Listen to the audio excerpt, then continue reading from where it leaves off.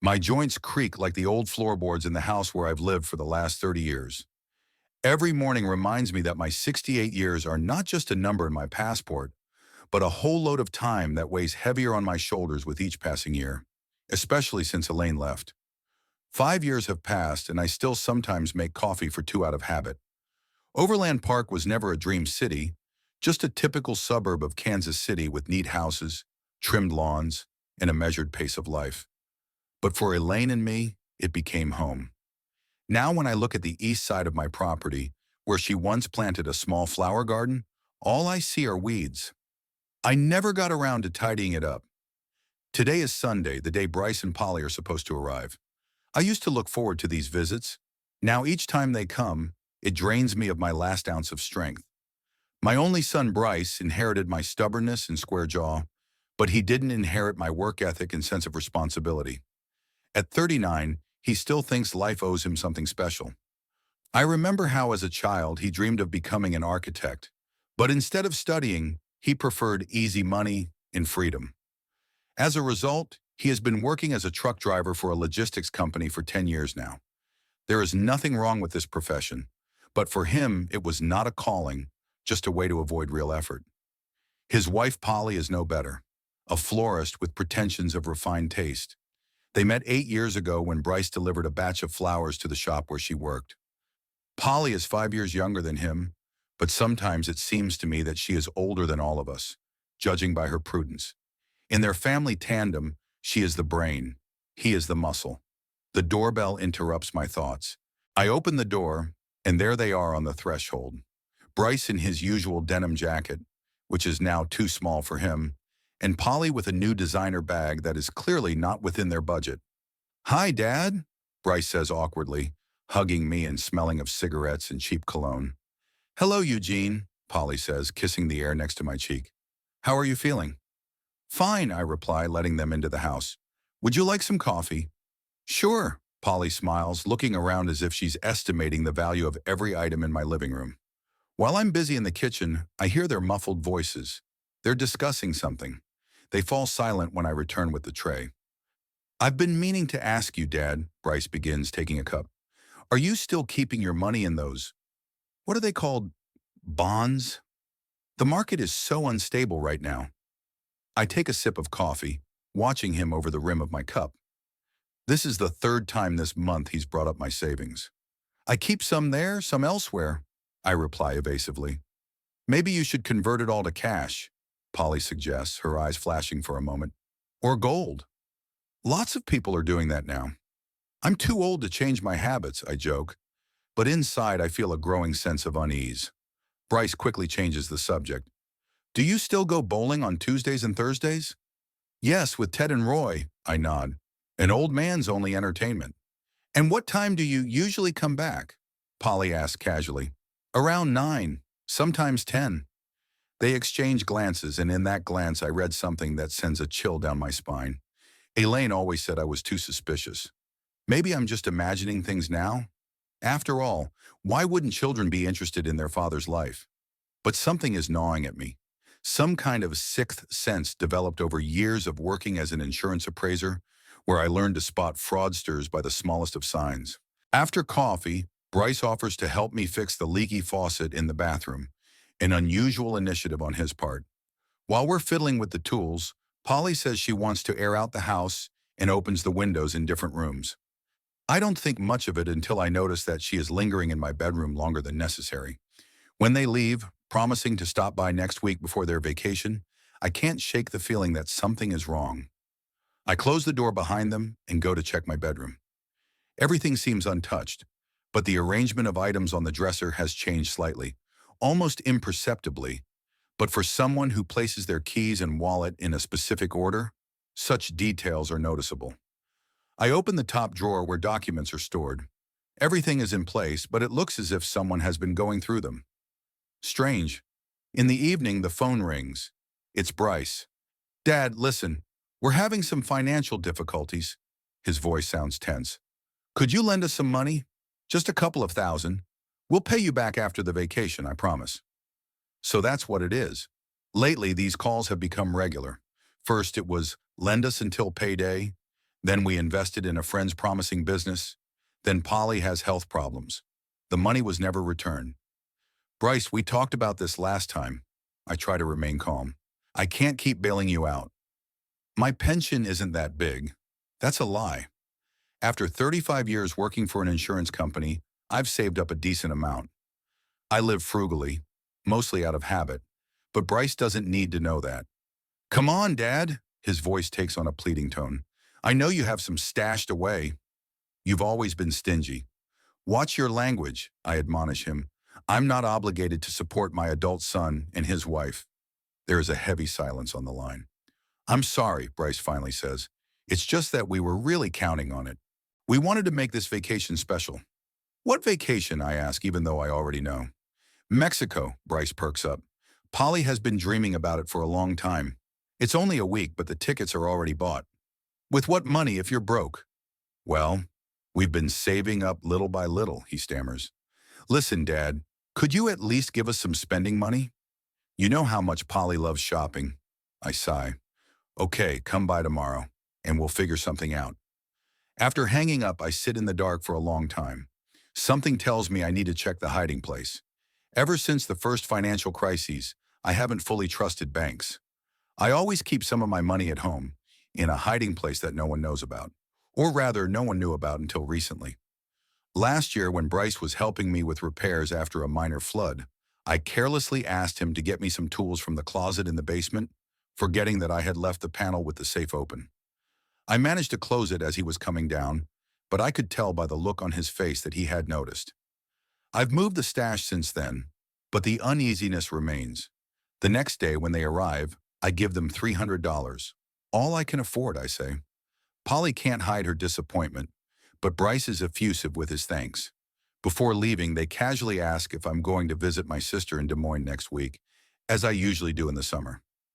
No, I'm staying home this year, I reply, watching their reaction closely. Their faces reflect poorly concealed disappointment. That's too bad, Polly says. You could use a break. They leave and I begin to realize that something is going on. Their increased interest in my schedule, their questions about finances, Polly's strange behavior in my bedroom. It all adds up to a disturbing picture. I decide to conduct an experiment.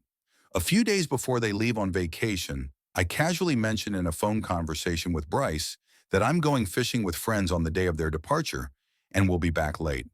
The reaction is immediate. Oh, great, Dad. It's about time you took a break. We would have stopped by to say goodbye, but since you won't be there, I hear poorly concealed relief in his voice. In the evening, I check my hiding place behind the false wall in the storage room.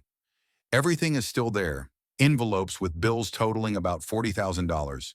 I touch them with a kind of superstitious trepidation. This money is the result of decades of saving and side jobs. Insurance for a rainy day, as Elaine used to say. I fall asleep with a heavy heart. In my dream, I'm 25 again, and Elaine and I have just bought this house. Bryce is a little boy, running around the rooms, laughing. Everything is simple and clear. I wake up with a feeling of loss that stays with me all day. 2 days before their departure, I find a printed check from the travel agency in my mailbox. It must have fallen out of Bryce's pocket when they were last at my place. The amount for a trip to a 4-star hotel on the Riviera Maya coast is $6,000. Given their financial situation, which I am well aware of, such expenses are impossible. Something doesn't add up here, and I begin to suspect the worst. On the day of their departure, I don't go fishing. Instead, I head to the airport, determined to test my crazy theory. On the way, I stop by my house to check the hiding place. My heart skips a beat. The money is gone. All $40,000. The empty envelopes are neatly folded back, as if mocking my gullibility. The world around me darkens for a moment, my ears ringing. How could they? My own son. My first impulse is to call the police, but something stops me. Shame? Fear for Bryce, despite his actions? Or the desire to figure it out myself? On the way to the airport, I try to collect my thoughts. What will I say when I see them? Will I make a scene? Will I demand my money back? And then it dawns on me. They don't expect to see me there. The element of surprise may tell me more than any explanation. And then Then I'll decide what to do next. Tuesday morning greeted me with a headache and a feeling of impending doom. I wasn't always so superstitious, but years of experience have taught me to trust my intuition. And right now, it was screaming danger. I got out of bed, washed quickly, and went to the kitchen. The coffee maker Elaine had given me for our last anniversary greeted me with its familiar hum. Glancing at the calendar, I noted that Bryce and Polly were leaving in just 3 days. Something told me that their strange behavior over the past few weeks was related to this vacation. After yesterday's phone call with my son, I decided to check my hiding place again. My paranoia about banks began when I was young. I started working as an insurance appraiser in the 70s, when the economy was not doing well. I saw too many people lose everything because of their excessive trust in financial institutions. Since then, I have always kept some of my money at home, in secure hiding places, which I changed every few years. Walking into the living room, I moved the bookcase, a heavy oak structure on wheels. Behind it was a small safe built into the wall. I didn't usually keep anything valuable there, an old diversion tactic. The safe contained some documents, a little cash, and my mother's ring, which I planned to give to Bryce for his daughter, if he ever had one. After checking the safe, I found that everything was in place. The real hiding place was in the basement, behind a false panel in the wall near the water heater. I went down the creaky stairs and turned on a dim light bulb. The basement smelled of dampness and old things, a smell I always associated with the past. Boxes of photographs, Bryce's old toys, tools, and gardening equipment were stored here. Moving the toolbox aside, I approached the wall. The panel looked like a normal part of the paneling, but if you knew where to press, I pressed on a certain spot, and the panel slid slightly to the side. Behind it was a small metal box, not a safe in the full sense of the word, but a reliable hiding place if no one knew about it. My heart was pounding as I opened it. Inside should have been neatly stacked bundles of $100 bills, a total of about $40,000. My savings from years of hard work, my safety net. The box was empty. I didn't immediately realize what I was seeing. The emptiness stared back at me like an open grave. At first I thought I had the wrong place, although that was impossible. Then I decided that I had hidden the money myself and forgotten about it. Senile dementia was a real thing. But I remembered perfectly well how I had checked this hiding place just a week ago, after Bryce and Polly's visit. A wave of cold rage washed over me. There was no need to guess who had taken the money.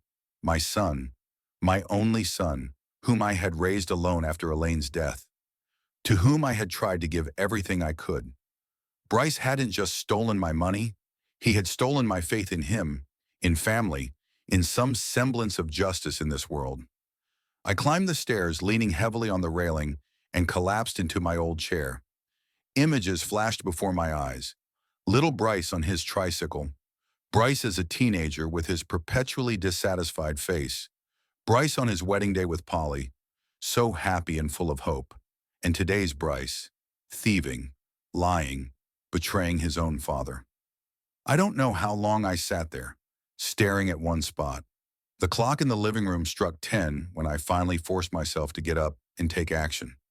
The first thing I had to do was make sure, find evidence. I took out my phone and called Bryce, but he didn't answer. I tried calling Polly, same result. This was unusual in itself. They usually always answered, especially when I called. Perhaps they were afraid that I had already discovered the theft. Deciding to take more decisive action, I drove to their house, a small bungalow in the eastern part of Overland Park, which they had been renting for the last 3 years. When I arrived, I noticed that their car was parked in the driveway, which meant they were home. I knocked on the door. No one answered. I knocked louder. Silence. Walking around the house, I looked into the living room window. The room looked unusually empty. Some decorative items and photographs that usually stood on the shelves were gone. A large sports bag, half filled with belongings, lay on the sofa. They were packing, not just for a vacation, they were preparing to flee. The vacation in Mexico was just a cover. With my money, they planned to start a new life somewhere far away. I returned to my car and sat down, thinking about the situation. I could call the police right now. But what would I say? That my son stole money that I kept at home illegally, without paying taxes? That I have no evidence other than my own suspicions? That I myself had given them the key to the house? No, the police wouldn't help here, at least not right away. When I got home, I decided to search the house thoroughly for clues. I started with the trash cans, an old habit of an insurance investigator. It is often in the trash that people leave the most important clues. In the bathroom, I found a crumpled check from the travel agency, Sunnyside Travel, the very one I had seen earlier. I smoothed it out and studied the details. Full package, Mexican dream, 7 days, 6 nights, Del Mar Resort Hotel, Playa del Carmen, Mexico. Departure date, June 15th. The total cost was $6,300 for 2 people, including flights, accommodation, and all-inclusive meals. Where did they get that kind of money? Bryce earned no more than $4,000 a month. Polly even less. Considering their constant complaints about not having enough money to pay the rent, such an expense seemed fantastic. Unless, I remembered how a month ago Polly had shown me photos of some resort on her phone. Bryce and I dream of going there someday, she said at the time. Someday came too soon, and clearly at my expense. Continuing my search, I found a jewelry store catalog in the bedroom, in a bedside table drawer, with pages marked where expensive jewelry was highlighted. Someone had written in the margins, "After vacation." The handwriting belonged to Polly. The feeling of betrayal grew stronger. They didn't just take money for a vacation. They planned to spend my savings on the luxurious life they had always dreamed of, but never wanted to work for. I turned on my computer, deciding to check one more hunch. I entered Bryce and Polly's details on the airline's website. The system showed booked tickets, Kansas City to Cancun, June 15th, return flight, June 22nd. Everything matched their story about a week-long vacation, but something told me they wouldn't be using their return tickets. Later that evening, I decided to call them again. This time Bryce answered, but his voice sounded tense. "Hi, Dad. Sorry, I've been busy all day getting ready for vacation." "I understand," I said, trying to keep my voice normal. "I wanted to ask if you could stop by tomorrow. I want to give you something before you leave." There was a pause. I could almost physically feel Bryce mentally going through excuses. "I don't know, Dad. We have so much to do." "Just 15 minutes, I insisted. "I found some old photo albums and want to show you something. And Mom asked me to give you something when the time was right." "I think now is the right time." Mentioning Elaine always worked on Bryce. Even now, after everything he had done, I didn't hesitate to use it. "Okay," he reluctantly agreed. "We'll stop by tomorrow, around 6 in the evening. But not for long, okay?" "Sure," I replied. "I'll be waiting." After hanging up, I felt a strange sense of calm. A plan began to form in my head. Bryce and Polly didn't know I had discovered the missing money. They thought everything was going according to their plan. That gave me an advantage. The next day, I called my old friend Edward Knoll. We had met in college, then gone our separate ways, but we had stayed in touch. Edward had made a career in customs, rising to the rank of department head, and now, although retired, he still had connections and influence in his circles. "Eddie, it's Eugene," I said when he answered. "I need to have a serious talk with you." "Eugene, I haven't heard from you in 100 years. Did something happen?" His voice sounded genuinely concerned. "You could say that. Remember how you said you owed me for that thing with your son? Years ago, I helped his son get out of a sticky situation with insurance. Without my intervention, the guy would have gone to jail." "Of course I remember. What do you need?" I told him the gist of the matter, leaving out the personal details. I said that my son and his wife were taking a large amount of undeclared cash to Mexico. I asked him to meet them on the Mexican side. "How much are they taking?" Edward asked briskly. "About $40,000. Edward whistled. "That's a lot of money." "Are you sure you want to do this? This is your son we're talking about." "More than sure," I replied firmly. "They need to be taught a lesson." "Okay," Edward said after a pause. "I'll call a couple of friends in Cancun. They'll meet your relatives as they should. But keep in mind, this will be an official arrest, with consequences." "I understand. Thank you." After the conversation, I felt a strange sense of relief. The wheel had begun to turn. Revenge is a dish best served cold, they say in old movies. Well, my dish had cooled enough. Bryce and Polly arrived in the evening. He was nervous. She was overly friendly. I offered them tea. While we sat in the kitchen, I studied them discreetly. I noticed details. the new expensive watch on Bryce's wrist, which hadn't been there before, Polly's designer blouse, their constant glances at each other when they thought I wasn't looking. "Have you packed your bags yet?" I asked casually. "Yes, almost everything is ready," Polly replied. "The flight is the day after tomorrow, early in the morning." "Wonderful. Mexico is a beautiful place. I was there once with your mother," I said to Bryce. "Which hotel did you choose?" "Del Mar Resort," Polly said proudly. "It's right on the coast." "Not a cheap pleasure," I remarked. "How did you manage to save up for it?" They exchanged glances again. "We've been saving for a long time," Bryce replied quickly. "And I got a bonus at work." A lie. Another lie. "I see," I nodded. "Well, I'm happy for you. I hope you have an unforgettable vacation." "Did you say you found something from my mom?" Bryce asked impatiently, clearly wanting to change the subject. I got up and took a small box out of the closet. Inside was an old silver ring with a small amethyst, the only piece of jewelry Elaine had left from her mother. "She wanted it to go to your daughter when the time came," I said, handing the box to Bryce. He took it with some disappointment, clearly expecting something more valuable. Polly barely glanced at the ring, her interest so fake that it made me uncomfortable. "Thanks, Dad," Bryce muttered. That's very touching." I saw right through him. He never knew how to lie. His eyes always gave him away, just like now. They left half an hour later, citing a multitude of things to do before their departure. I stood on the porch waving them off, playing the role of the unsuspecting father. As soon as their car disappeared around the bend, the smile vanished from my face. Back in the house, I dialed Edward's number to clarify the details. We agreed that he would pass the information on to his Mexican colleagues. The flight, a rough description of Bryce and Polly, and the presumed location of the money. "They'll get an unpleasant surprise at customs," Edward assured me. "The Mexicans take undeclared currency very seriously, especially in such quantities." "What will happen to them?" "Detention, confiscation of money, possibly deportation. In the worst case, a prison sentence in Mexico." I felt a pang of conscience. Was I really prepared to send my own son to a Mexican prison? But then I remembered my empty stash, the years of work that had gone to waste because of his greed, how they had planned their betrayal, sitting at my table, drinking my tea and smiling in my face. "So be it," I said firmly. "They deserve it." After hanging up, I sat down in an armchair and stared for a long time at Elaine's photo on the mantelpiece. What would she say now? Would she approve of my actions or call for forgiveness? I didn't know the answer. Elaine had always been softer than me, kinder. Perhaps she would have found compassion in her heart even for such betrayal. But Elaine was gone, and I was too old to forgive such things.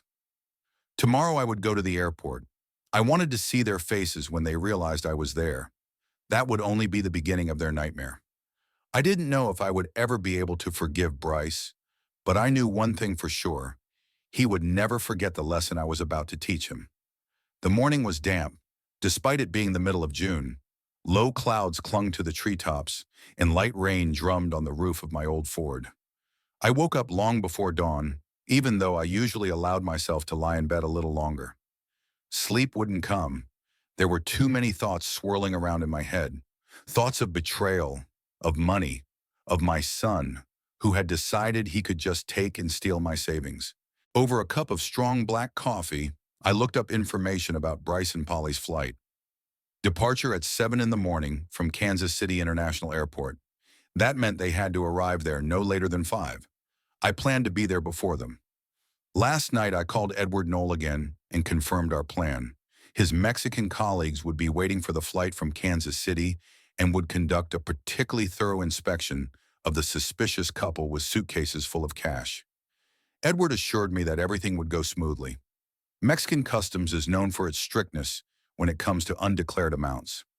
At 4 in the morning, I was already on my way to the airport. The roads were empty, with only the occasional long-haul truck and taxi with early passengers. My Ford confidently devoured the miles, and I wondered if I was doing the right thing.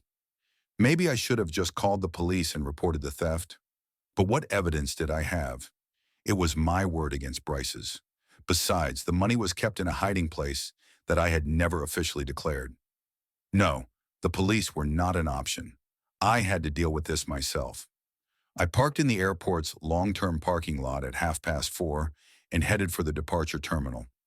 It was a little crowded inside, a few sleepy travelers with suitcases, airport employees rushing to their posts, a couple of taxi drivers waiting for customers. I found a cozy cafe overlooking the check-in area and ordered another coffee. From here, I had a great view of the counters where Bryce and Polly were supposed to appear. Time dragged on slowly.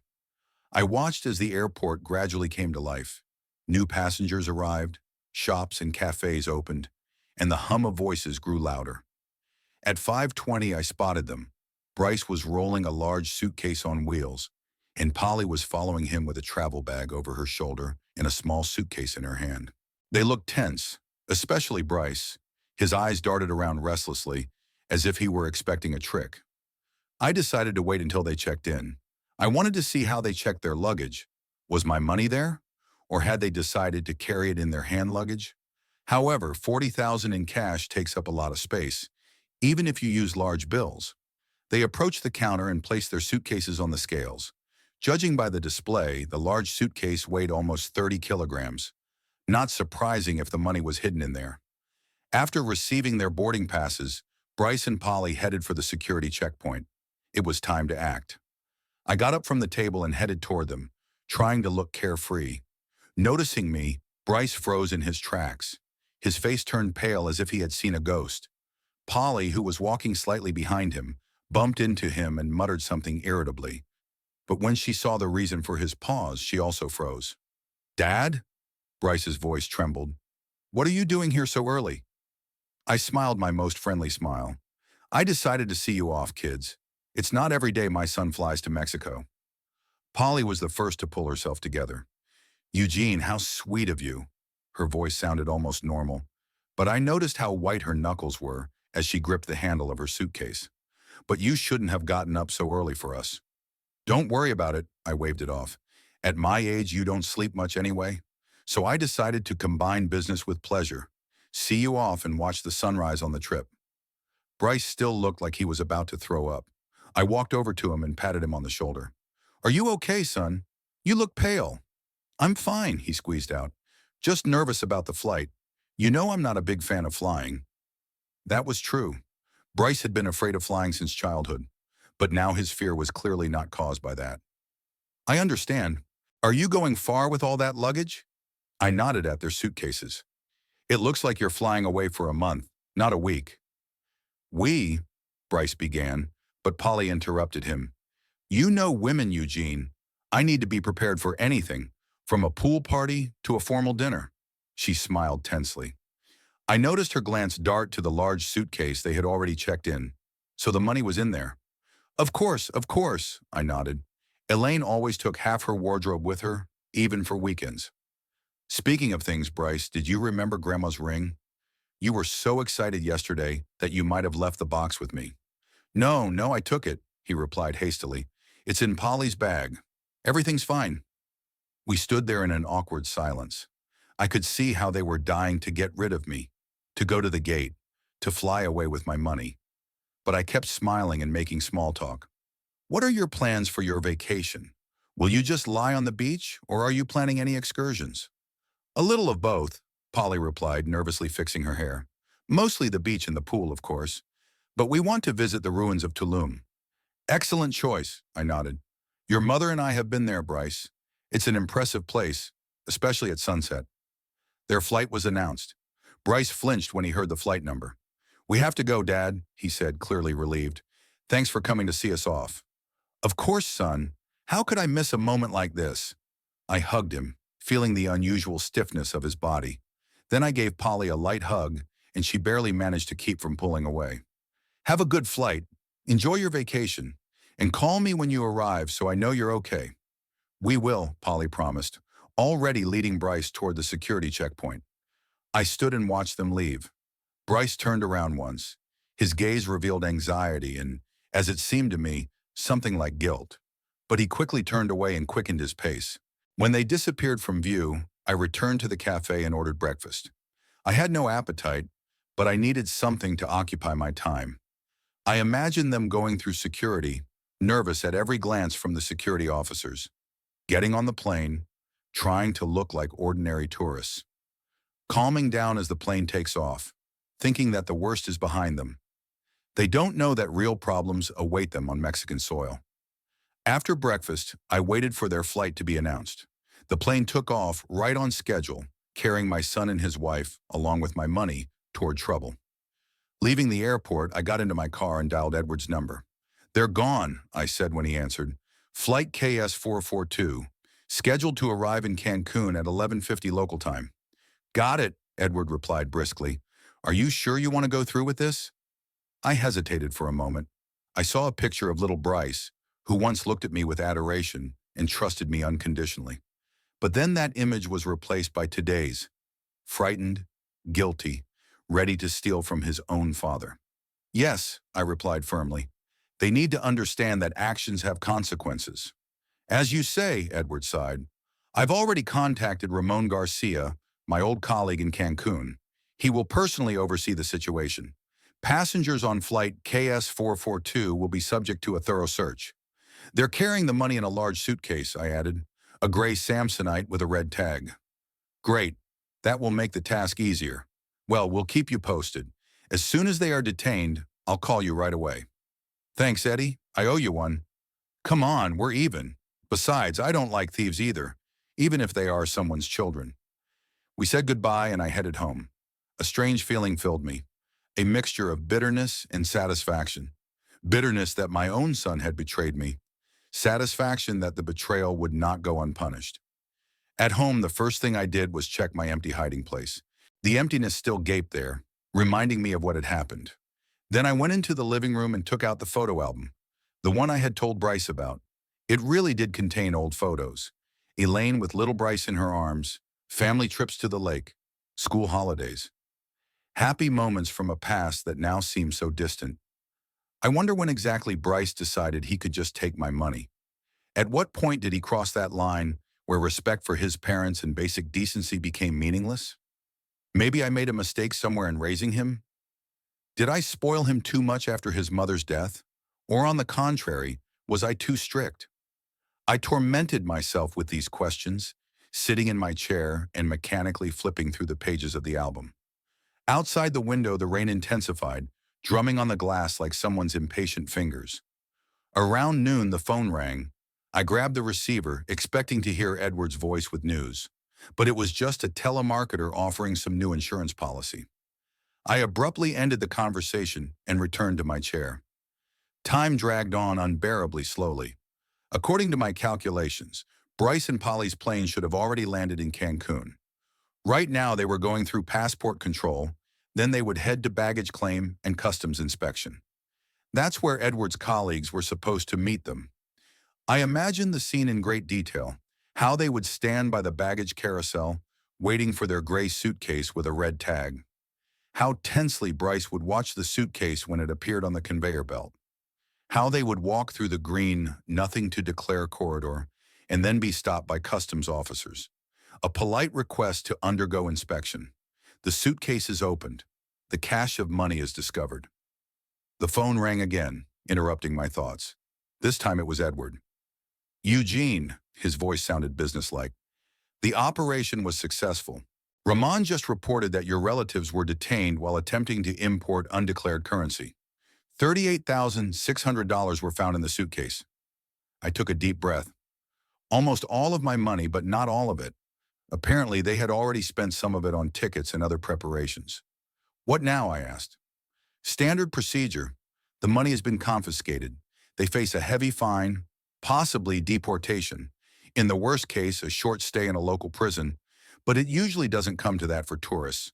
Most likely, they will be held in custody for a few days while the case is being investigated, and then deported." "Will they find out that I turned them in?" "Officially, no. Ramon will conduct everything as a routine check based on suspicious passenger behavior. But you know, people aren't stupid. They might figure it out." I nodded even though Edward couldn't see it. "Thanks, Eddie. Keep me posted, okay?" "Sure. And you get ready. They'll be back soon, and it won't be an easy conversation." After that call, I felt a strange emptiness. It was done. The revenge was set in motion. Bryce and Polly must be panicking right now. sitting in some stuffy Mexican customs office, trying to explain the origin of the money. Maybe they were already remembering me, my unexpected encounter with them at the airport, beginning to understand that I knew everything from the start. Did I feel satisfaction? Strangely enough, no. More like fatigue and a dull ache somewhere deep inside. Bryce is my only son, the only family I have left. But he betrayed me, and betrayal cannot be forgiven, otherwise it will happen again. At one point, I caught myself waiting for a call from Bryce. Surely the Mexican authorities would allow him one phone call. Who would he call? Me, his father, whom he had just robbed, or some friend who was unlikely to be able to help in such a situation? The phone remained silent for the rest of the day. I tried to distract myself. I watched TV, tried to read, even started cleaning out the garage, a long-delayed project. But my thoughts kept returning to Bryce and Polly, to their shocked faces when the customs officers opened the suitcase with the money. In the evening, I made myself a simple dinner and ate it without tasting it. Then I sat on the back porch for a long time, watching the sun go down. The rain finally stopped, and through the gaps in the clouds, I could see the clear sky, painted in the orange and pink tones of sunset. Elaine loves sunsets. We often sat like this, arm in arm, watching the day give way to night. No two sunsets are the same, she would say, and she would add, just as no 2 days are the same, each one is an opportunity to start over. I thought about Bryce, that today would change his life, perhaps forever. Would it be an opportunity to start over, or would it only deepen his bitterness and dissatisfaction with life? In any case, the choice was always his, as it always had been. The phone rang around 10 o'clock in the evening. An unfamiliar number with a Mexican area code appeared on the screen. I took a deep breath before answering. Hello? Dad! Bryce's voice sounded hoarse, as if he had been shouting or crying for a long time. Dad, we have a problem. For the last 3 days, I had been in a strange state of limbo. I've been sleeping fitfully, waking up at the slightest noise or ring of the phone. I've been eating mechanically without tasting anything. I've spent most of my time in the living room, staring into space and replaying the same thoughts over and over in my head. After Bryce's call, I deliberately took my time responding. He told me about being detained at customs, about the confiscation of money, about the fact that he and Polly were facing serious punishment. His voice trembled as he asked me to help, to hire a lawyer, to contact the American consulate, to do anything. I listened to him in silence, only occasionally interjecting with short questions to keep the conversation going. Dad, you don't understand. The conditions here are terrible, he said. They're holding us in some room at customs, and tomorrow they'll transfer us to a real prison if we don't post bail. Where did you get that kind of money, Bryce? I asked, trying to sound genuinely surprised. Pause. It was our savings, he replied uncertainly. We were saving up for a house. We wanted to make the down payment after we got back from vacation. Lies, more lies. And you took all your savings to Mexico? Why?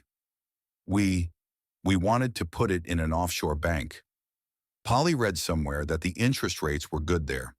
I almost smiled as I listened to these pathetic excuses. My son had never been good at lying convincingly. And how much did they confiscate? I asked, even though I already knew the answer from Edward. $38,600, Bryce exhaled. All our money, Dad. Everything we've saved over the years. I waited, giving him a chance to confess, to tell the truth. But he stuck to his story. Dad, we need a lawyer, he repeated. A good lawyer who knows Mexican law. Otherwise, we could be in jail for years. Lawyers are expensive, Bryce, I said with a sigh. And I don't have that kind of money.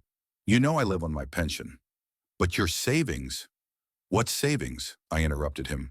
All I have is what's in the bank, and that's barely enough to live on.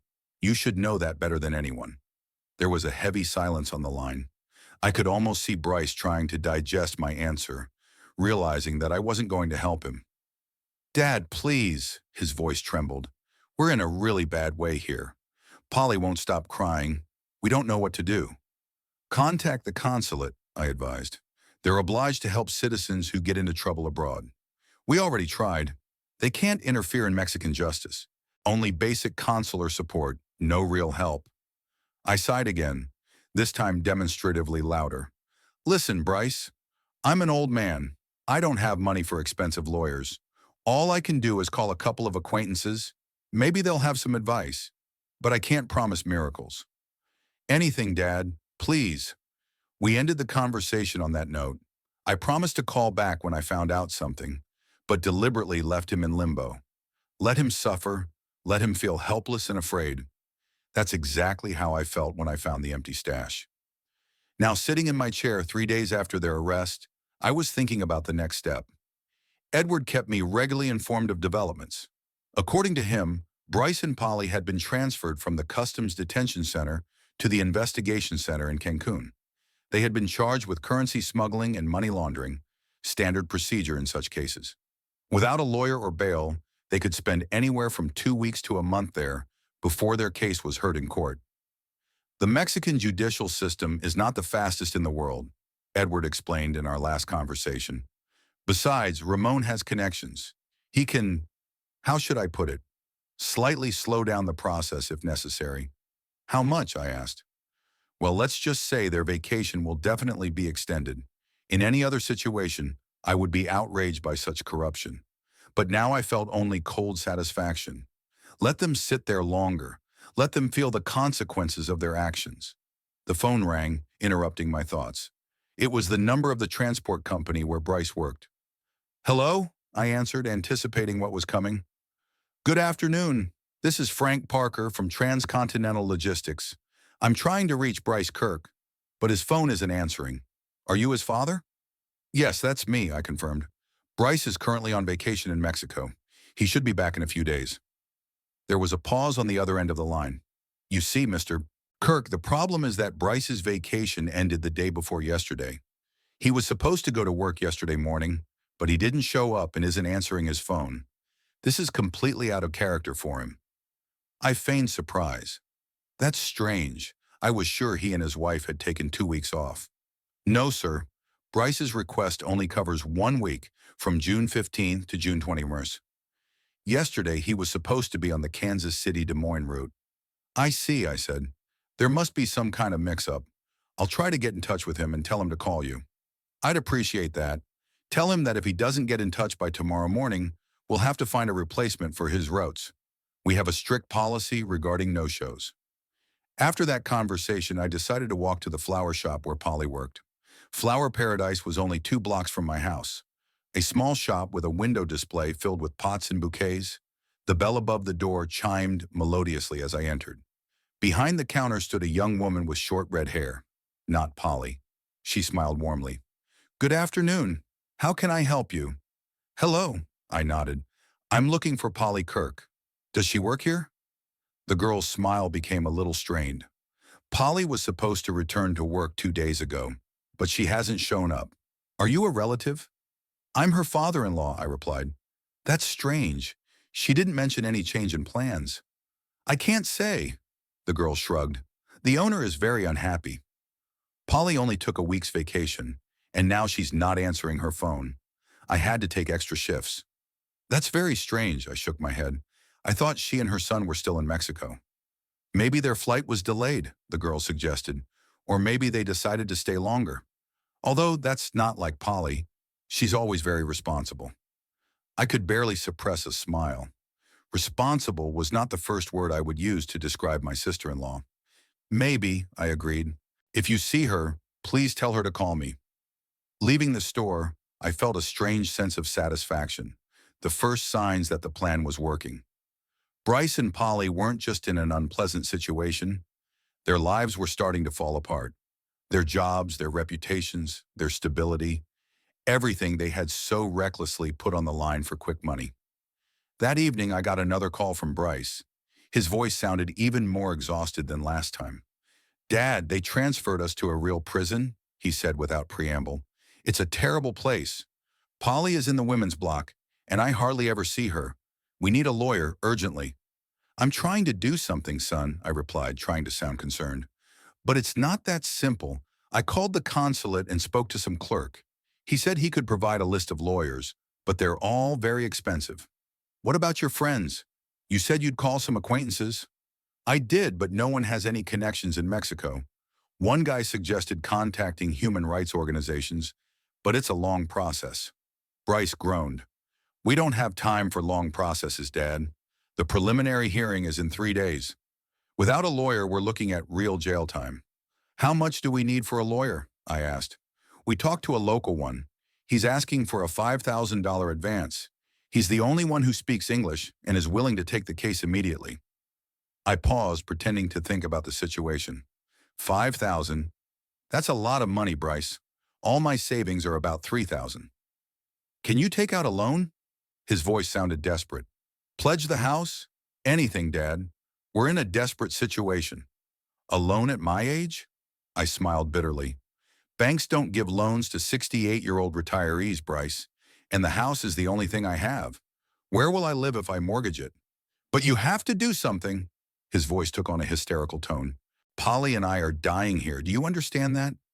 Dying, I sighed. And do you understand that I'm an old man with limited abilities? I can't work miracles, Bryce. All I can do is collect 3,000 and send it to you. It won't be enough for a lawyer, but at least it will cover some of your daily expenses or bribes for the guards. I don't know. 3,000, he sounded disappointed. That's not enough, Dad. It's too little. That's all I have, I said firmly. If you're not happy with that, look for other options. After a pause, he gave in. Okay, send 3,000. How soon can you do that? It'll take a couple of days to withdraw the money and arrange the transfer. Give me the address to send it to and the name of the recipient. He dictated the details of a local lawyer who had agreed to receive the money on his behalf. I wrote down the information, although I had no intention of using it. Hang in there, son, I said before hanging up. I'll try to help as much as I can.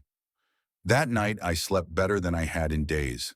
Part of me felt guilty for punishing my own son so coldly, but another larger part of me was sure I was right.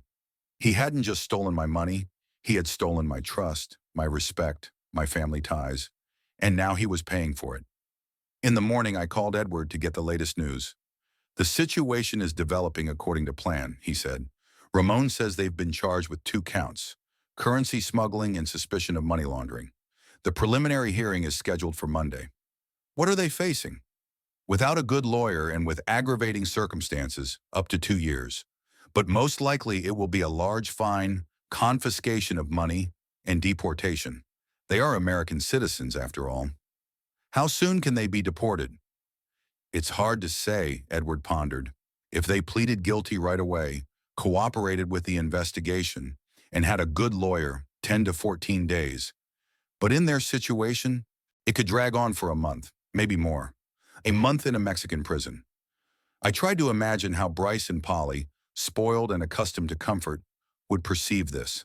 Frightened, confused, without money or support. There's something else, Edward continued. Ramon says your son has begun to suspect that their detention was not accidental. He asked the guard if anyone in particular was interested in their flight, their luggage. And what did the guard say? Nothing, of course, but the fact that your son is asking such questions? I nodded, although Edward couldn't see it. So he's starting to understand. Are you prepared for the fact that when they return, the conversation will not be pleasant? I'm ready, I replied. By then, I'll have a special welcome prepared for them. After talking to Edward, I decided to walk over to Bryce and Polly's house. I wanted to check that everything was okay with their place. Maybe pick up the mail that must have piled up in the box. As I approached their bungalow, I saw an elderly woman knocking on the door. She looked annoyed. Good afternoon, I called out to her. Are you looking for Bryce and Polly? The woman turned around. Who are you? Eugene Kirk, Bryce's father.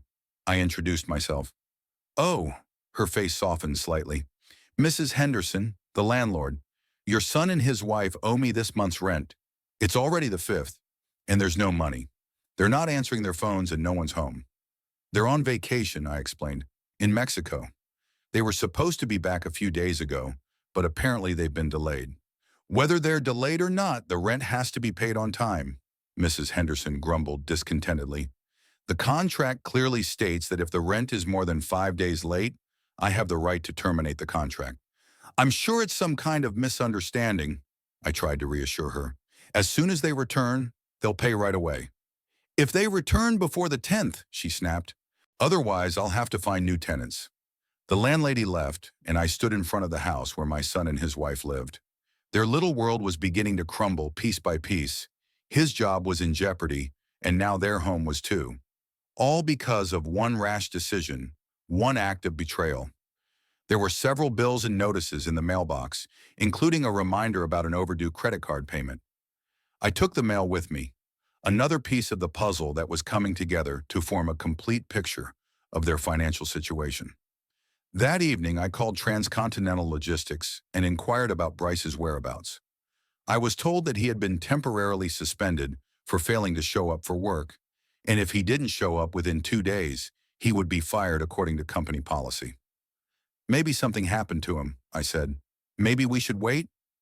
I'm sorry, Mr. Kirk, but the rules are the same for everyone, replied the personnel manager.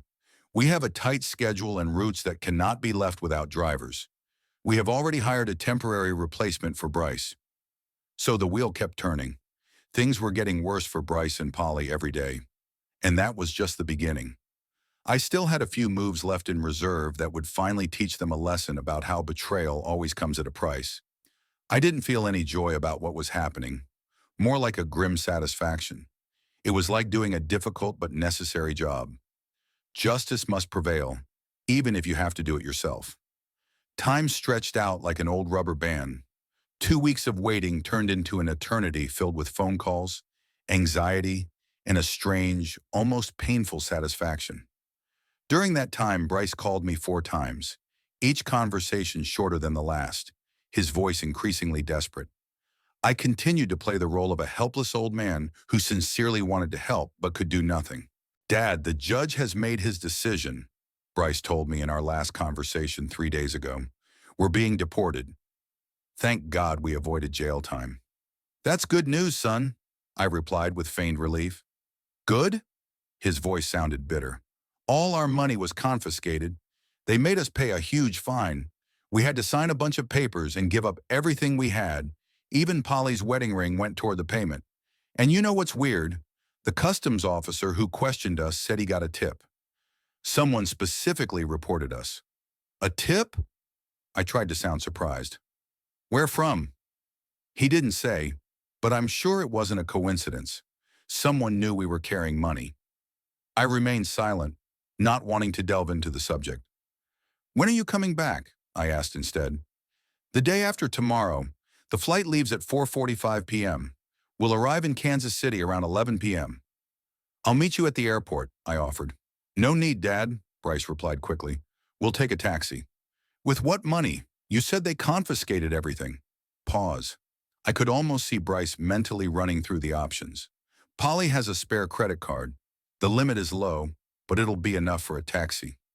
Lies, more lies.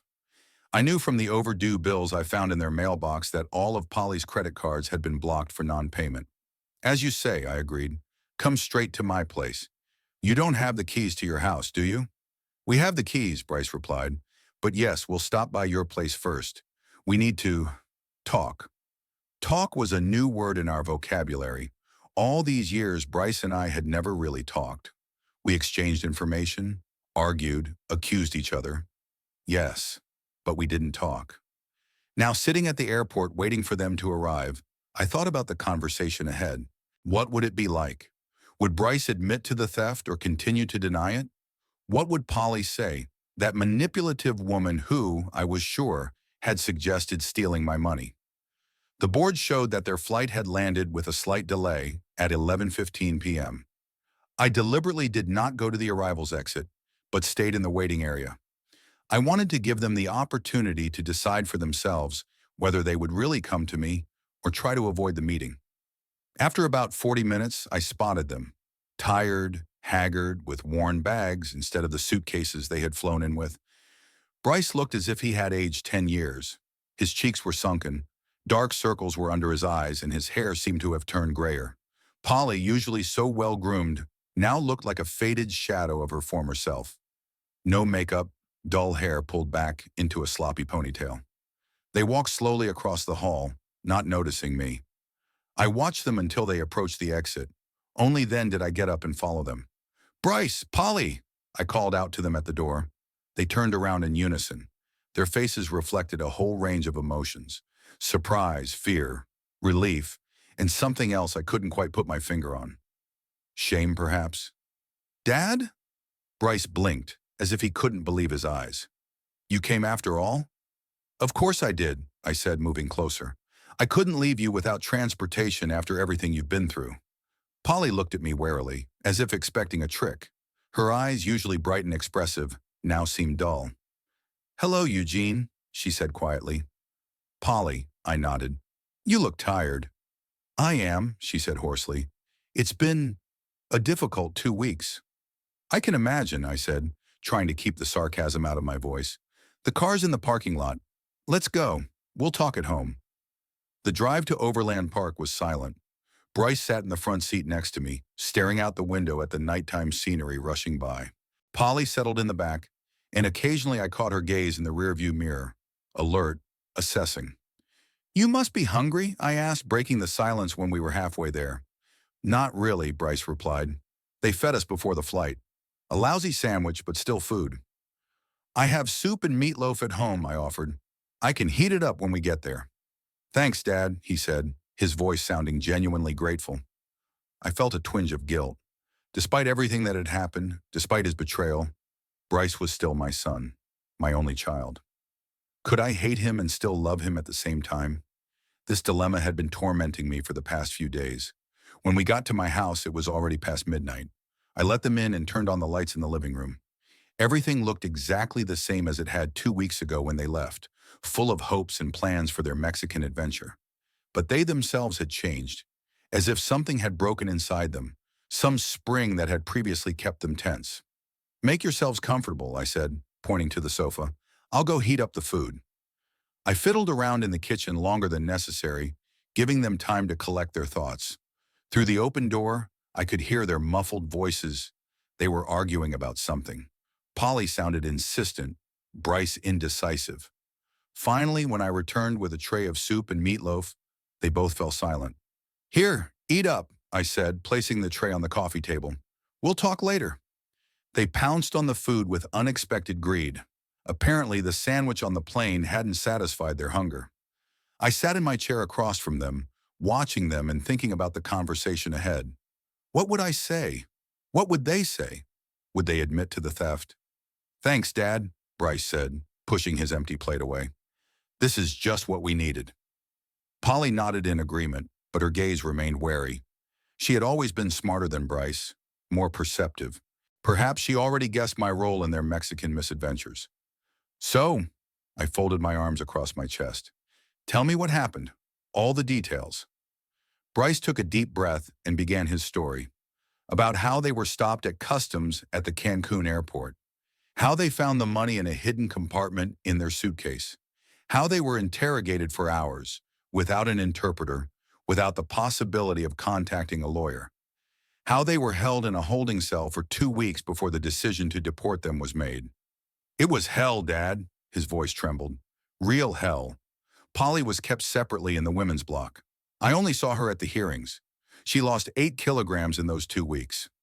Polly sat with her eyes downcast and said nothing. Her hands, usually well manicured, now looked rough, with broken nails. And all because of money, Bryce continued. That damn money we saved for the down payment on the house. We were supposed to declare it, but we didn't know we had to fill out any forms if we were carrying more than 10,000. I listened carefully to this lie without interrupting. Let him talk. Let him get deeper into his story. What about your jobs? I asked when he was done. Have you contacted your bosses? Bryce and Polly exchanged glances. Not yet, Bryce replied. We haven't been able to call anyone from Mexico except you. But I'm sure Transcontinental will understand the situation. I'll just explain to them that there was a misunderstanding and I couldn't get in touch. What about you, Polly? I turned to my sister-in-law. Will the flower shop understand too? She pursed her lips. I don't know. Lorraine isn't very understanding. But I'll try to explain. I decided not to tell them that I already knew about the loss of their jobs. Let them face that reality themselves. What about your house? I continued my questioning. Have you paid the rent? Another exchange of glances. No, Bryce admitted. We haven't been able to. But I'm sure Mrs. Henderson will understand if we explain the situation. I shook my head. She came here looking for you. She was very unhappy about the late payment. She said something about terminating the contract if you didn't pay by the 10th. The 10th? Bryce turned pale. But today is already the 15th. Exactly, I nodded. I'm afraid you may have a housing problem. Polly suddenly began to cry, quietly without hysterics, just tears running down her cheeks. She didn't try to wipe them away, as if she didn't notice. What are we going to do now? Bryce asked. His voice sounded confused, like someone who had suddenly lost all sense of direction. I paused before answering. I pretended to think, even though I had already made up my mind. You can stay with me until you find a job and a place to live, I finally offered. Bryce's room is still there. Even though it's been turned into a storage room, I can clear it out in a couple of days. Really? Hope flashed in Bryce's eyes. You don't mind? You're my family, I said simply. No matter what. The phrase hung in the air, filled with double meaning. Even though you stole my money, was what I meant. But did I say that out loud? No, not yet. Thanks, Dad. Bryce looked genuinely grateful. We won't be long, just until we get back on our feet. Yes, thank you, Eugene, Polly echoed, wiping away her tears. We really appreciate your help. I nodded, accepting their gratitude, but inside I felt a growing irritation. They continued to lie to my face. They continued to pretend to be innocent victims of circumstance rather than the thieves they really were. You'll sleep in the living room tonight, I said, standing up. The sofa folds out. Bedding is in the closet in the hallway. Tomorrow I'll start clearing out the room. We can help with the clearing out, Bryce offered. No, I cut him off. Those are my personal belongings. I'll take care of it myself. As I walked away, I took one last look at them. Two lost people in unfamiliar territory. My territory, my rules, and my revenge, which was just beginning. The next morning, I woke up early as usual. I quietly walked past the living room, where Bryce and Polly were still asleep, and went to the kitchen to make breakfast. The clatter of dishes woke them up. First Bryce appeared, disheveled, his face puffy from sleep. Then Polly, wrapped in an old bathrobe she had found in the bathroom. Good morning, I greeted them. Coffee? Yes, please, they replied in unison, sitting down at the kitchen table. I poured them coffee and placed plates of omelet on the table. We ate breakfast in silence, broken only by the clinking of forks against plates. It was strange to see them here, in my house, at my table, after everything that had happened. I'm going to drive over to our house today, Bryce said, finishing his coffee. I'll talk to Mrs. Henderson and explain the situation. Maybe she hasn't found new tenants yet. You can take my car, I offered, and then stop by Transcontinental and talk to your boss. Thanks, Dad, I will. Polly was silent, lost in her thoughts. She looked lost, as if everything that was happening was too complicated for her. What about you, Polly? What are your plans? I asked. She looked up at me with tired eyes. I'll call the store and try to explain. Then maybe I'll look for other florist jobs online. You can use my computer, I nodded. It's in the study. After breakfast, Bryce left in my car, and Polly settled down at the computer in the study. I began to sort through Bryce's room, which had turned into a storage room for unnecessary things over the past few years. The work was monotonous, but it gave me time to think. Watching Bryce and Polly, their confusion and despair, I had mixed feelings. On the one hand, I felt sorry for them. They had lost everything: money, jobs, and soon they would be homeless. On the other hand, they deserved it for their betrayal. To steal from their own father, a man who had always helped them whenever he could. That was unforgivable. Bryce returned 3 hours later, looking empty and lost. Mrs. Henderson has already signed a contract with new tenants, he said as he entered the house. They're moving in 2 days. We need to get our things out before then.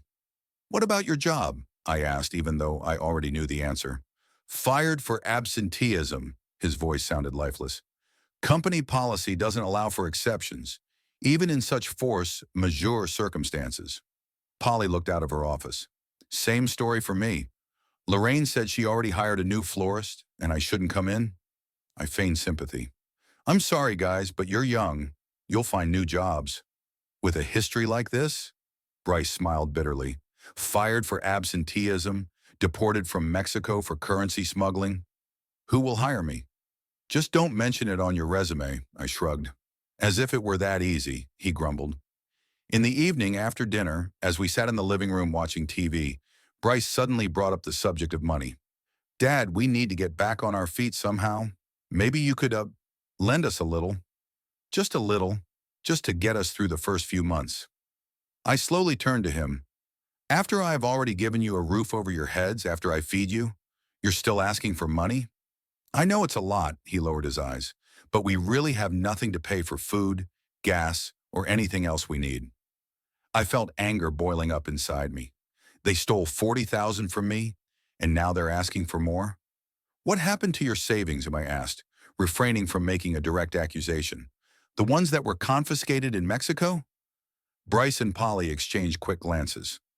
I told you, Bryce began, we were saving for a down payment on a house. And you decided to take all your savings with you to Mexico? I raised my eyebrows. Strange decision, don't you think? Polly suddenly got up from her seat. I need to lie down. My head hurts. She quickly left the room, leaving Bryce alone with me. You're not telling me everything, son, I said, looking him straight in the eye. And I'm starting to think I know what it is. A week had passed since Bryce and Polly's return, a week of strange coexistence under one roof. They trying to pick up the pieces of their broken lives, and me watching their torment with grim satisfaction. During that time, they had moved their belongings out of their former home, filling my garage and half of my basement. Polly got a temporary job as a cashier at a supermarket, while Bryce continued to send out resumes without success. Every evening at dinner, the three of us sat at the table, maintaining the appearance of a normal family life. The conversations were superficial and tense. Bryce and Polly tried not to bring up the subject of money or Mexico. I also avoided the topic, waiting for the right moment. It had to come, I was sure of it. That morning, I woke up earlier than usual to the sound of footsteps in the hallway. I looked at the clock. It was 5:30. Too early for Bryce and Polly, who had been sleeping until 9 lately, with no particular reason to get up early. I listened. The footsteps were cautious, stealthy. Someone clearly didn't want to be heard. I quietly got out of bed, put on my robe, and left the bedroom. The hallway was empty, but there was a faint rustling sound coming from the study. I crept up to the door and peered inside cautiously. Bryce was standing at my desk, rummaging through the papers in the top drawer. In the dim morning light, his silhouette was blurred, but I could clearly see his concentrated face and the tense posture of someone doing something forbidden. What was he looking for? Money? Documents? Or maybe he had finally begun to suspect my role in his Mexican misadventures and was looking for confirmation? I decided not to reveal my presence. I stepped away from the door and returned to the bedroom. But instead of lying down, I sat in a chair by the window, from where I could hear what was happening in the house. 20 minutes later, there was the muffled sound of a drawer closing, followed by cautious footsteps in the hallway. The door to Bryce and Polly's room creaked softly and closed. At breakfast, Bryce looked tense and avoided my gaze. Something had changed in his behavior. He seemed wary, as if he were expecting a blow. Polly, as usual, was lost in her thoughts, mechanically chewing her toast and washing it down with coffee. Any plans for today? I asked casually. A job interview at a transportation company at 10, Bryce replied, still not looking at me. I hope it goes well, I nodded. Unlikely, he shrugged, but it's worth a try. After breakfast, Bryce left for his interview. Polly went to her shift at the supermarket, and I was left alone in the house. The first thing I did was go to the study to check what exactly Bryce was interested in among my papers. The top drawer of the desk was neatly closed, but when I opened it, I immediately noticed that the documents were not where I had left them. I had always been meticulous about these things. Years of working as an insurance appraiser had taught me to be organized. The papers were slightly out of place, and some of the folders had been turned upside down. But what exactly was he looking for? And then I noticed the phone bill was on top, even though I clearly remembered putting it under other papers. The bill detailed all calls for the last month, including international ones, including my conversations with Edward Knoll on the day Bryce and Polly flew to Mexico. Bryce could see that I had called customs immediately after their departure. He could then look up the number on the internet and find out who it belonged to. The evidence was circumstantial, but enough to arouse suspicion. I sighed. The moment of truth was approaching faster than I had planned. Well, I was ready for confrontation. The day passed with the usual chores. I went to the store, made dinner, even did some weeding in the garden, a small plot of land behind the house that in recent years had become more overgrown with weeds than a well-tended garden. By evening, Polly returned, silent and tired after her shift. Bryce showed up around 7, his face betraying neither disappointment nor joy. Apparently, the interview had gone neutral. We ate dinner in tense silence. Bryce still avoided my gaze, and Polly was lost in her thoughts. After dinner, I offered coffee. They agreed, and we moved to the living room. Me in my chair, them on the sofa. I sensed that Bryce was about to say something. He sat on the edge of the sofa, clutching his cup so tightly that his knuckles turned white. Polly seemed to notice his tension too. She put her hand on his knee, either to support him or to restrain him. "Dad," Bryce finally began, his voice hoarse, "I need to ask you something." I took a sip of coffee before answering. "Ask away." "You turned us in, didn't you?" He looked up at me, his eyes full of pain and anger. "You told Customs about the money." Here it was, the moment of truth. I could have lied, could have pretended to be surprised, offended by such an assumption. But why? Wasn't this the moment I had been working toward? So they would know that betrayal had a price? "Yes," I replied calmly. "It was me." Polly gasped. Bryce froze as if he couldn't believe his ears, even though this was the answer he had expected. "But why?" he exhaled. "Why?" I slowly placed the cup on the table. "Are you really asking me why, Bryce? After stealing $40,000 from my stash?" Now it was his turn to be silent. Polly turned so pale that the freckles on her face looked like splashes of dirt on a white sheet. You knew," Bryce muttered. "Of course I knew," I replied. "I discovered the theft the day after your visit, and I knew immediately who had done it." "Then why didn't you go to the police?" Polly finally found the strength to speak. I looked at her with an icy smile. "What evidence did I have? Your fingerprints on a safe that doesn't officially exist? My money that I kept at home without paying taxes on it? No, the police would have been useless." I decided to take matters into my own hands. "So it was all planned?" Bryce looked at me with growing realization. "The meeting at the airport, your surprise when we told you about the arrest." "Every little detail," I confirmed. "My old friend Edward Knoll worked for Customs. He has connections in Mexico. One phone call was enough to arrange a warm welcome for you." Polly suddenly burst into tears. Not quiet tears like before, but loud, convulsive sobs. Bryce sat motionless, his face frozen in an expression of shock and betrayal. "You let us rot in a Mexican prison for 2 weeks, he finally said. "Your own son, your family." "Family?" I felt the long-suppressed anger rising within me. "You call that family, Bryce? Stealing from your own father is family? Lying to my face is family?" "We were desperate," he began to justify himself. "We had debts. Creditors were pressing us. And the solution was to steal from me?"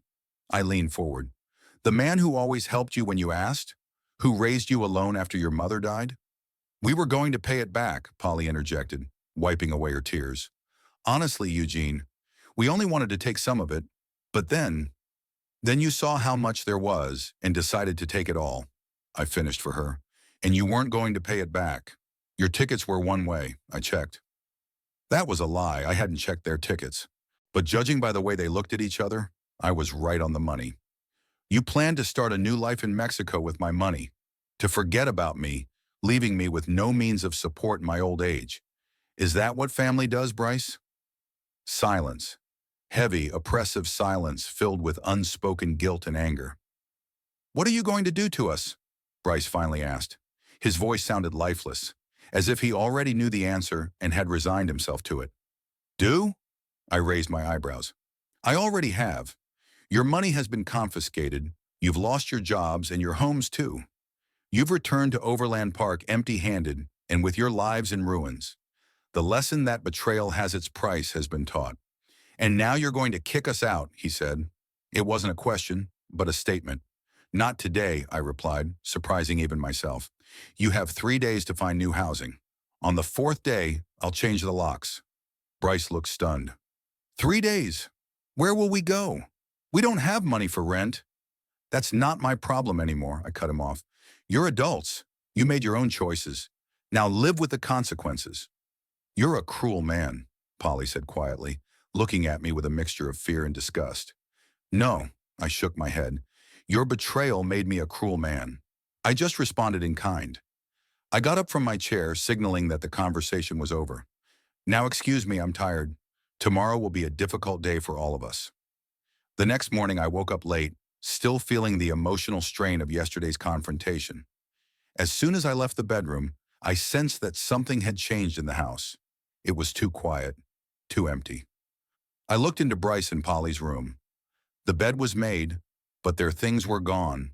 The bathroom was empty too. Their toothbrushes, shampoo, all their personal belongings were gone. There was a note on the kitchen table written in Bryce's handwriting. We decided not to wait 3 days. Thanks for the shelter, but staying in this house is unbearable after yesterday. The keys are on the nightstand in the hall. Don't look for us. Bryce and Polly. I crumpled up the note and threw it in the trash can. A strange feeling of emptiness and relief filled me at the same time. It's over. Revenge had been served. Justice had been restored. But then why did my heart feel so bitter? I made coffee, toasted some bread, and sat down at the table. The silence in the house, usually so cozy, now seemed deafening. I caught myself listening for footsteps that would never come again, for voices that would never be heard. Bryce and Polly were gone from my life, perhaps forever. My own son, my only family. But they made that choice themselves, I reminded myself. They betrayed me first. After breakfast, I went around the house, checking to see if they had left anything behind. In the dresser in their room, I found Bryce's forgotten t-shirt, the one I gave him for his 35th birthday. In the bathroom, on the shelf, was a bottle of Polly's perfume. Small things, insignificant things, but they spoke of the haste with which they had left the house. In the garage, I discovered that they had taken most of their belongings, but left a few boxes of old books, Bryce's childhood toys, and some souvenirs. Things that had no practical value, but held memories. By noon, I realized I couldn't stay in this house any longer. Too many ghosts of the past, too many unspoken words, too much pain. I decided to take a walk, aimlessly, just to clear my head. Overland Park greeted me with a sunny summer day. People hurried about their business, paying no attention to the elderly man wandering the streets without any particular direction. I walked to the park, sat down on a bench by the pond, and watched the ducks swimming on the water for a long time. What did I feel? Satisfaction from my revenge? Yes, in part. Bryce and Polly got what they deserved for their betrayal. But there was also bitterness. The bitterness of realizing that I had lost my son. Not today, no. Maybe I lost him long ago, when he decided he could steal from his own father. Or even earlier, when he stopped sharing his problems and dreams with me. When a wall of unspoken words and grievances grew between us. When I got home in the evening, I took an old photo album out of the closet. I leafed through the pages, looking at photos of little Bryce, teenage Bryce, Bryce with Elaine, family photos from a time when we were still a real family. What went wrong? Where did I make a mistake in raising him? Or is it not about me? Maybe he's just that kind of person, weak, envious, willing to betray for quick money. I don't know. We'll never know the truth. The next day, I started planning my new life. A life without Bryce, without constant requests for financial help, without manipulation and lies. I still had savings. Not the ones Bryce and Polly stole, but the ones I kept in the bank. Not much, but enough to fulfill a long-held dream, a trip to Europe. Elaine and I had always wanted to visit Italy, France, Spain, to see the Colosseum, the Eiffel Tower, the Sagrada Familia. But first we had to raise Bryce, then financial difficulties arose, then Elaine's illness. The trip remained a dream. Now that I was free of all obligations, nothing stood in the way of making it happen. I opened my laptop and began researching travel routes, ticket prices, and hotels. Immersed in planning, I forgot about the bitterness of the last few days for a while. A new chapter in my life lay ahead, without toxic relationships, without betrayal, without pain. In the evening, Edward called. I hadn't spoken to him since Bryce and Polly returned from Mexico. "How are you, Eugene?" he asked after exchanging greetings. "Everything okay?" "More or less," I replied. "Bryce and Polly are gone. For good, it seems." "Did they find out about your role in their arrest?" "Yes, there was. A confrontation. Not a pleasant one." Edward paused, then asked, "Do you regret what you did?" I thought about it. Do I regret it? That I punished the traitors? That I made them feel the consequences of their actions? That I may have lost my son forever? "No," I finally replied. "I don't regret it. They got what they deserved. Justice prevailed." "Well, if that's how you feel," Edward's voice sounded not too convinced, "just know that I'm here if you need me." "Thank you, my friend," I said sincerely. "I appreciate your support." After our conversation, I went out to the back porch and sat in an old chair, watching the sunset. The sky was ablaze with orange and pink hues, gradually giving way to twilight. Elaine loves sunsets. "Every sunset is a promise of a new dawn," she used to say. I thought about tomorrow, about the new opportunities it would bring, about a life without the shadow of betrayal hanging over every day, of the freedom to be myself without looking back at other people's expectations and demands. Bryce and Polly left, taking with them the bitterness of resentment and the awareness of their defeat. I stayed behind, with a sense of restored justice and plans for a future of which they would no longer be a part. Perhaps someday, many years from now, we will meet again. Perhaps they will learn from what happened, change, become better people. Or maybe not. In any case, it's no longer my concern. Tomorrow I will book tickets to Rome, the first stop on my European journey. I will walk through ancient streets, admire fountains and cathedrals, drink real Italian coffee in small cafes. Then I'll go to Venice, Florence, Paris. I'll see all the places Elaine and I dreamed of visiting. Revenge has been served. Justice has prevailed. Ahead of me lies a new life, free from the shadows of past grievances and betrayals. A life I deserve,